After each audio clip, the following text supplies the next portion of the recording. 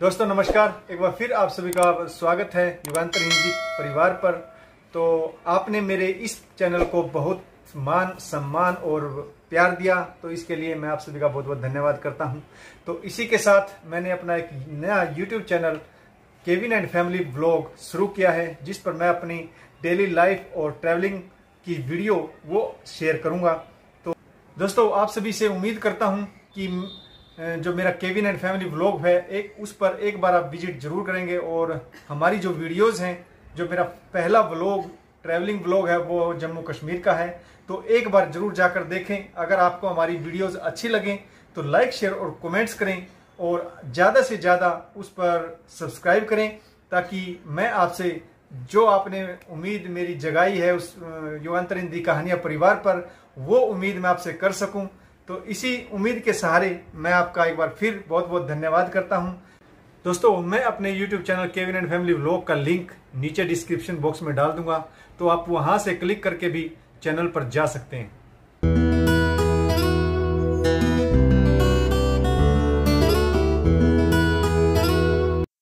दोस्तों नमस्कार, आज की कहानी है मायके का घमंड टूट गया। आशा करता हूं आप सभी कुशल मंगल होंगे। तो आज की कहानी शुरू करने से पहले जो भी चैनल पर पहली बार आए हैं चैनल को सब्सक्राइब करें और घंटी का बटन दबाकर ऑल का आइकन जरूर प्रेस करें, ताकि हमारी आने वाली सभी कहानियां आप तक सबसे पहले पहुंचे। तो चलिए शुरू करते हैं आज की एक नई कहानी। पूजा अपने पति रवीश के साथ मुंबई में रहती है। उसके 2 बच्चे। पूजा की शादी संयुक्त परिवार में हुई थी। रवीश के 2 छोटे भाई बहन और माता पिता। परंतु पूजा को स्वतंत्र जिंदगी पसंद थी, इसीलिए शादी के 1 सप्ताह बाद ही वह अपने पति के साथ मुंबई आ गई थी। इसके बाद से हमेशा ही ससुराल जाने के नाम पर बचती रही। कभी कभार मजबूरी में ससुराल जाना पड़ता है तो सिर्फ 1 या 2 दिन ही ससुराल में बिता पाती। इसमें भी अपने पति रवि से 1000 शिकायतें कर देती। पूजा को अपने मायके में अच्छी खासी दिलचस्पी। शादी को 8 वर्ष बीत गए, परंतु मायका आज भी बहुत प्यारा है। मायके में पूजा की 2 छोटी बहनें और 1 शादीशुदा भाई, बुजुर्ग माता पिता। इस बार गर्मियों की छुट्टियों में मायके जाने का प्लान बनाते हुए पूजा ने जरूरी शॉपिंग भी कर ली थी। छोटी बहनों के लिए गिफ्ट लिए और भाभी के लिए एक खूबसूरत साड़ी लेना नहीं भूली। पूजा सोचने लगी कि इस बार भाभी का फोन तो आया ही नहीं, अपने आप फोन क्या करूं, कोई बुलाए तो ही जाना ठीक लगता है, बिना बुलाए अपने आप चले जाना अच्छा नहीं लगता। मन ही मन सोचने लगी, भैया भाभी बिजी होंगे, वरना हर साल छुट्टियों होने से पहले ही फ़ोन करके आमंत्रण देना कभी नहीं भूलते। तभी पूजा की सहेली रूपसी का फ़ोन आ गया। वह बोली, क्या हाल है पूजा, तू तो मुझे भूल ही गई, 1 सप्ताह हो गया तुझसे बात ही नहीं हुई। पूजा ने कहा, कुछ नहीं रूपसी, 4-5 दिन बाद गर्मियों की छुट्टियां आ रही, घर जाने से पहले सारी व्यवस्था करनी पड़ती। तू तो जानती है पति नाम का प्राणी घर में सारी सुविधाएं चाहता है, लेकिन जब खुद अकेला रहता है तो घर को कबाड़ बना देता है। आते ही फिर से जुट जाओ पहले वाली व्यवस्था बनाने में। मायके देर से गई तो छुट्टियां आई गई हो जाएंगी। अच्छा तू बता, छुट्टियों में कहीं जा रही है क्या? रूपसी ने कहा, नहीं यार मैं कहीं नहीं जा रही, सच कहूँ तो जाने की जरूरत ही नहीं।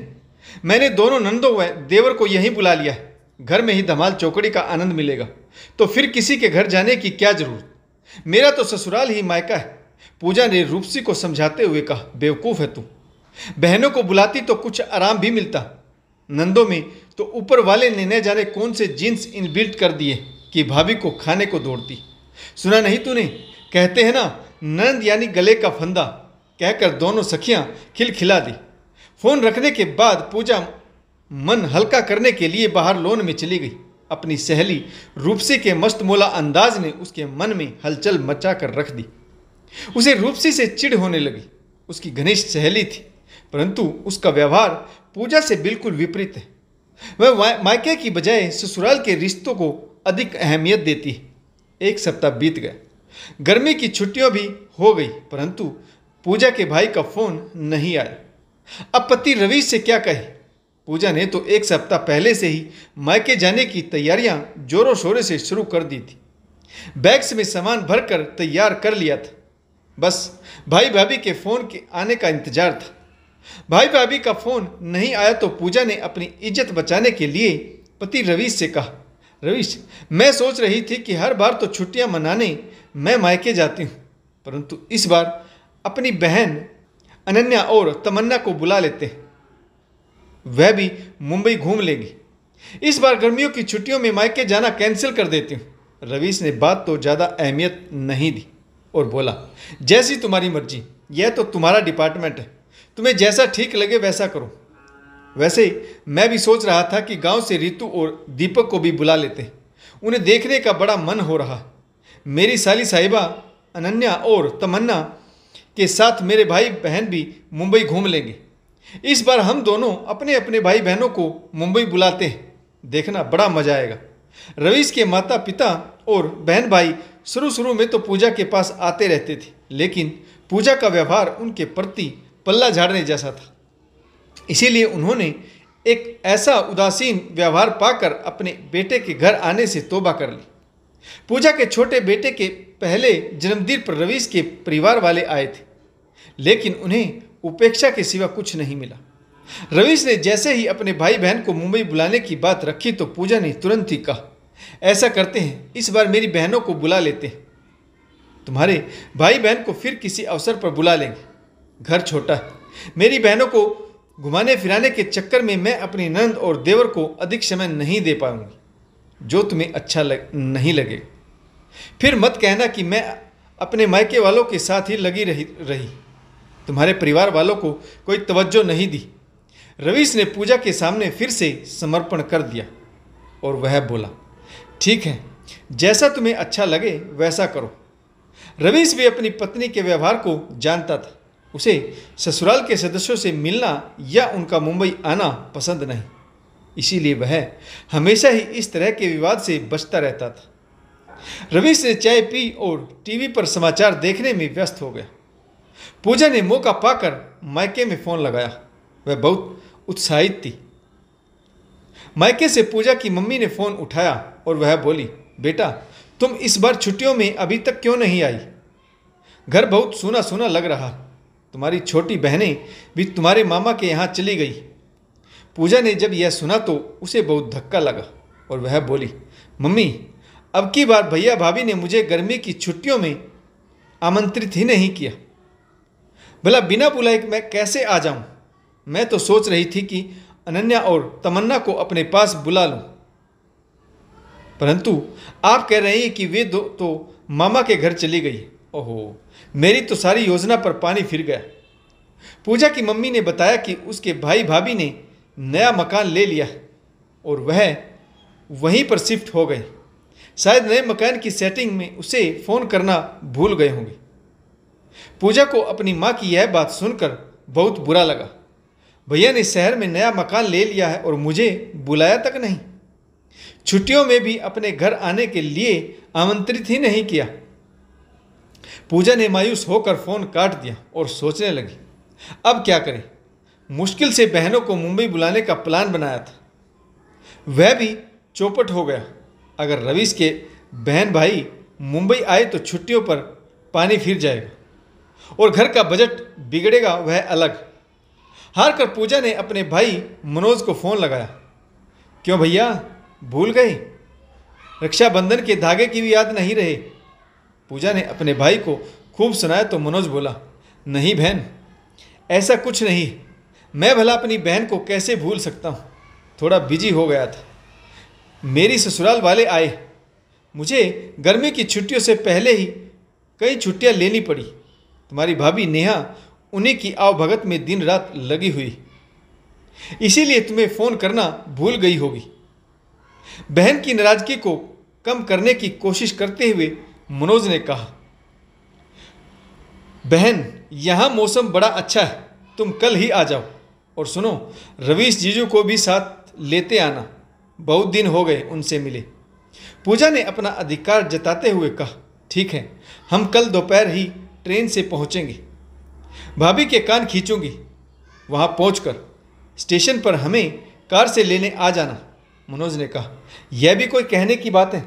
जीजू से कहना उनका गुलाम हाजिर रहेगा प्लेटफॉर्म पर।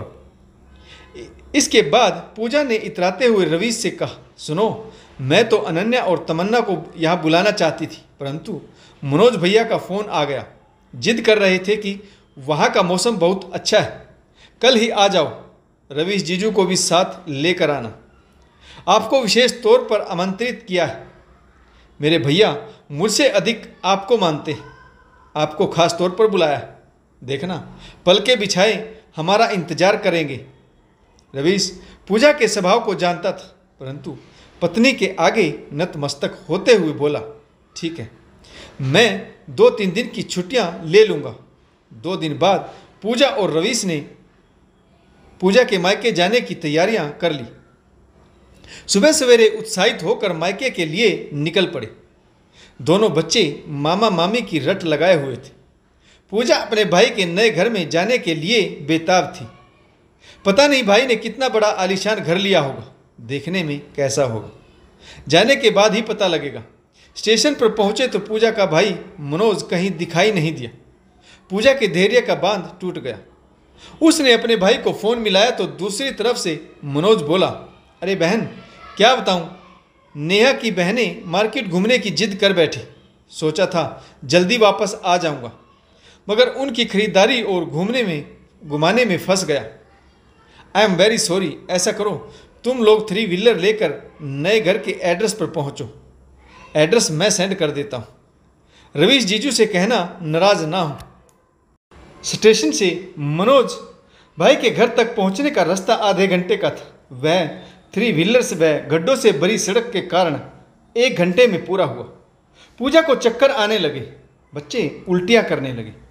पूजा ने सोचा कि घर पहुंचकर आराम करेंगे, परंतु मनोज के घर पहुंचे तो माहौल देखकर लग रहा था कि जैसे पूरे घर पर भाभी के मायके वालों ने कब्जा कर रखा।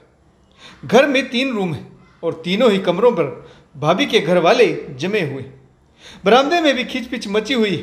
भाभी के घर से उनके सभी भाई बहनों के साथ साथ चाचा और चाची और उनके बच्चे भी आए हुए। पूजा की भाभी नेहा अपने मायके वालों की सेवा में लगी हुई थी।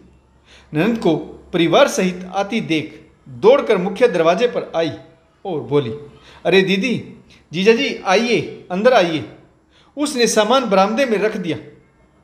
कमरों में तो भीड़ भाड़ है, आप लोग यहीं बैठ जाइए।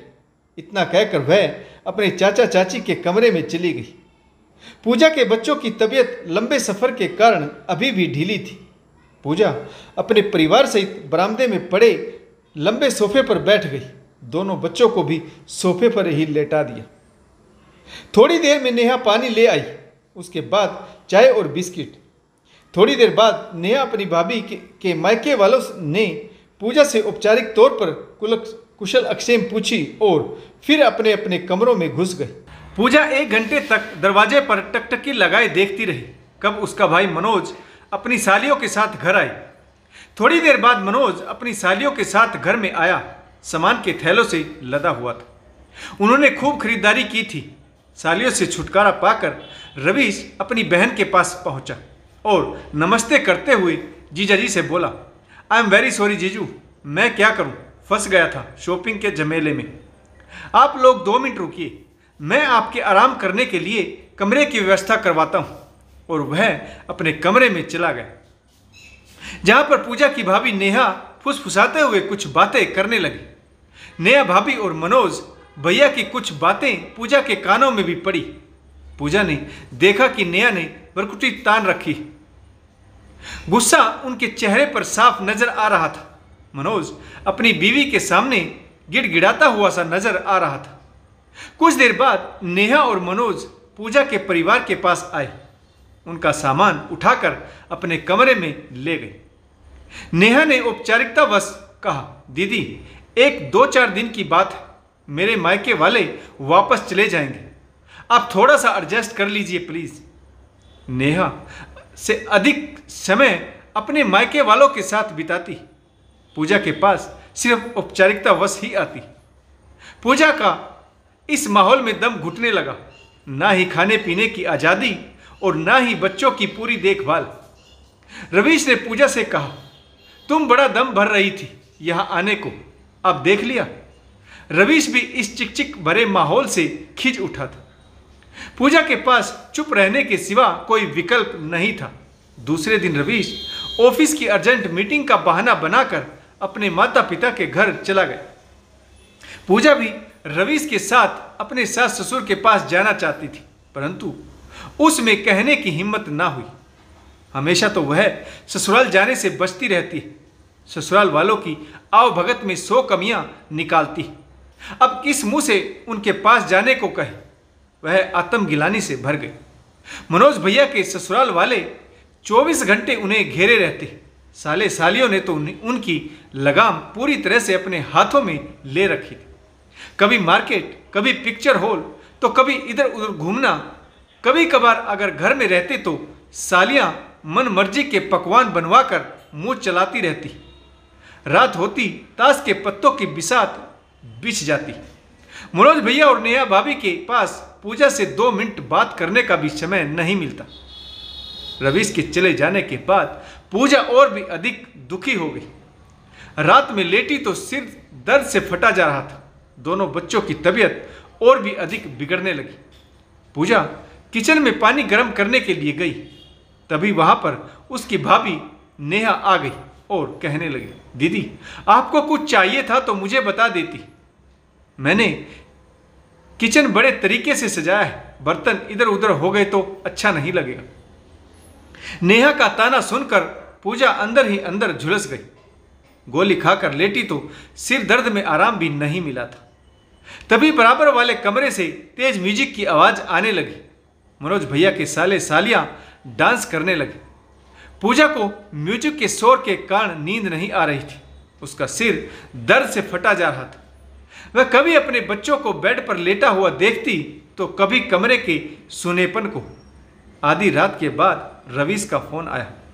पूजा रवीश की आवाज सुनते ही रो पड़ी और बोली, मैं बहुत शर्मिंदा हूं, मैं अपनी गलती मान रही हूं, मुझे अपने घर को छोड़कर यहां नहीं आना चाहिए था। रवीश मुझे माफ कर दो। बिना बुलाए मुझे ना तो अपने मायके आना चाहिए था और न ही कभी अपना घर छोड़ना चाहिए था। अगर जाना ही था तो अपने पुश्तैनी मकान अपनी ससुराल में जाए। बिना बुलाए मायके में कोई इज्जत नहीं होती। मेरा मायके का घमंड टूट गया। रवीश ने पूजा को समझाते हुए कहा, पूजा इसमें मनोज भैया और नेहा भाभी की कोई गलती नहीं है। वह अपने ससुराल वालों को हमारे लिए अनदेखा नहीं कर सकते। पूजा अपने पति के बड़प्पन को देखकर आश्चर्यचकित रह गई। उसकी आंखों में आंसू आ गए। थोड़ी देर बाद रवीश ने कहा, अब तुम्हारा वहां और अधिक रुकना ठीक नहीं। बच्चों की तबीयत अधिक बिगड़ सकती है। ऐसा करो, मेरी तबीयत खराब होने का बहाना बनाकर कल ही माँ बाबूजी के पास चली आओ। मैं यहीं पर हूं, देखना सब बहुत खुश होंगे। पूजा ने कहा, ठीक है, हम 10-15 दिन माँ पापा के पास रहेंगे। उसके बाद आप अपने दोनों भाई बहनों को और मम्मी पापा को हमारे साथ मुंबई जाने के लिए तैयार कर लेना। सब मुंबई में घूमेंगे फिरेंगे और मस्तियां करेंगे। रवीश समझ गया। आखिरकार पूजा रास्ते पर लौट आई। अपने ससुराल वालों के प्रति उसके मन में जो कड़वाहट थी वह धुल गई। तो दोस्तों, आशा करता हूं आपको यह कहानी जरूर पसंद आई होगी। तो इस कहानी में कौन सा किरदार आपको अच्छा लगा तो कमेंट्स करके जरूर बताइएगा। तो अगर आपको हमारी कहानियाँ अच्छी लगे, लाइक शेयर और कमेंट्स करना बिल्कुल ना भूलें, ताकि हम आपके लिए नई नई कहानियाँ लेकर आते रहें। तो कहानी पढ़ने के लिए आप सभी का बहुत बहुत धन्यवाद। जय हिंद, वंदे मातरम, भारत माता की जय। जय जवान और जय किसान।